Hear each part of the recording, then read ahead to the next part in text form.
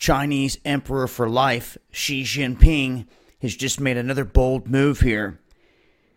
What he is doing is he's going around to different places and he's throwing money at them.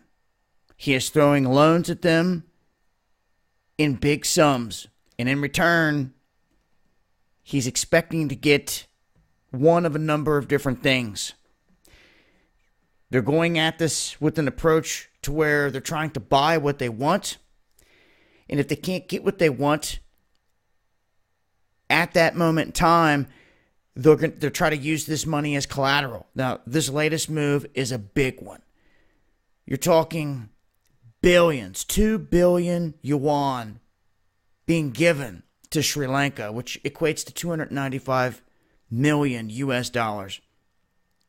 And it's part of their push that they're making here around the globe to do whatever they want, go wherever they want, control all the shipping lanes, all the roadways, to have a way into Europe to sell commerce and goods. And here recently, he went to Merkel, he went to Europe and said, look, why don't you cut the United States out? And we'll be one big block against them. And they shut that down. Well, since then, we've heard the talk of Trump calling the EU a foe, Merkel saying they can no longer rely on the U.S., and I'm going to break that down further in a bigger video because I believe these are clear indications that there's a big shift here on the world stage coming in the offing.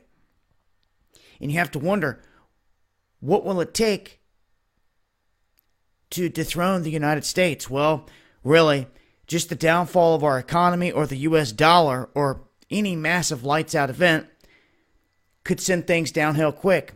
China's definitely positioning themselves to be there to rise to the occasion with their currency, the yuan, in the IMF basket already, if something was to happen like that out here. Let's take a look here at the map and what China's also done out here around Djibouti, other places in Pakistan, along the coast, in other countries. What they're wanting is a military base. And what they've said is, well, if you can't give us this or that, why don't you lease this port to us for the next 100 years? And that's what they're getting.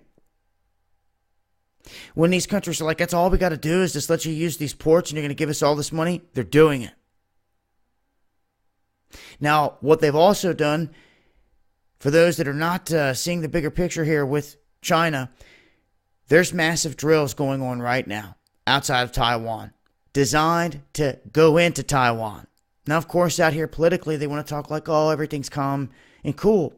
But they have huge things in motion right now dealing with this.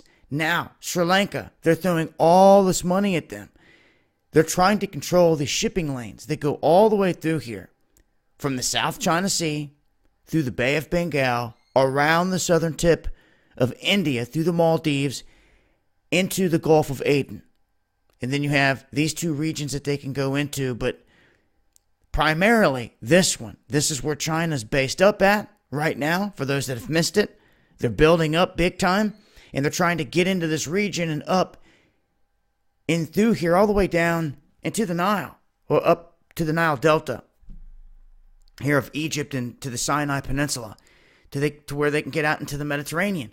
Now, if they have difficulty there, what they've done is they've tried to go north with a beltway or a road into Russia and into Europe. Russia stopped it. We're going to talk about that too in a big upcoming video, the next video, because something's going on here on this world stage. Well, this road they built, they strategically had it running right into the oil fields of Kazakhstan. Now, mind you, all the roadways that were built in this country, the highway system primarily was built for the military. So when this happened, they started building roadways down into Pakistan, shooting over India. And of course, they're beefing with India and different areas up here in the Himalaya region over territory. And they're both nuclear powers in terms of China and India. But look what China's doing. they're now going right around the southern tip of them, or trying to buy out Sri Lanka. They've gone right around the top, down to the mountains, and into Pakistan, where they're building bases, and they're getting these harbors to use. They can go unabated right into Iran, and then right into Turkey. Then, if they have these waterways locked down, they can just sail right around through here without ever having to worry about much in terms of getting from the South China Sea to this region, where they're already allied with Iran, Turkey, Pakistan, and others. So when I see this man going around the globe, this newly appointed emperor for life out of China, and they're making these big moves, like I just showed you there on this map,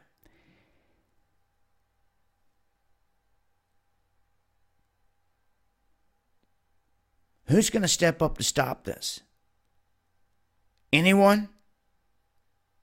If who, how? Don't dare say it's Europe when he's sitting here striking up deals or offering deals to Merkel and all of Europe to he's wanting to give them anything in the world. Why would he go to war with them? He's trying to sell all of his goods to them. He's doing all this to build all these roads, all this to get to them, to get to Europe, to be able to sell goods to them and back and forth. That is the whole reason for all of this. So why would he ever want to go to war with them? If so, economically, it shuts everything down, and it means everything he's doing would be a huge waste of time. Unless you want to try to see from a different viewpoint and see that this is all being done militarily under the guise of political bounds, to where they're just trying to, right in front of everyone, build roadways and lock down ports and seaways, to where they have everything locked down already militarily to do whatever they want in these waterways and on these roadways. No one's going to stop them in terms of Pakistan, Iran, and Turkey now. There's no Russia to stop them, or Kazakhstan. There's no India to stop them. They're just flowing freely right out of China, right on down into Pakistan, anywhere they want. They're marching right up onto the doorstep of Europe, whether Europe realizes it or not. How do you counter a China if it gets to a point to where militarily they're on the doorstep of allies and everything else, and they're like, hey, they're knocking on the door like, we just want to do business. We just want to do business. Tanks rolling up in the background in the offing. Really? Just want to do business, huh? Then you start to see, once it's too late, what these highways, what all this was being set up for. Especially when they can roll the whole damn military right on down it.